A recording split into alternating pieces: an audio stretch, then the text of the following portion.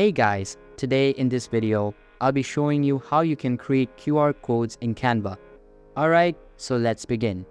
First things first, open up your preferred browser and go to official website of Canva, which is canva.com. After that, sign into your account and you will be redirected to home page. Now, select any template in which you want to add QR code. So, here's a design that was just created as a template. What we want to do is go to the left where it says elements and just type in QR code and click on that. And it should be right here where it says use app.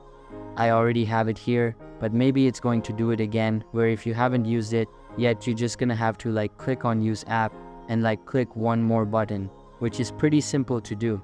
Nevertheless, let's click on use that for the QR code and let's do our URL. So here, you just have to put any URL of which you want to generate QR code. And then what we want to do is click on generate code. And just like that, we're going to have a QR code that we can pretty much make a little bit smaller, a little bit bigger, put wherever you want. And that's it. It's very easy to do once you know where to find it. Type in your URL, generate the code, and you're going to be good to go.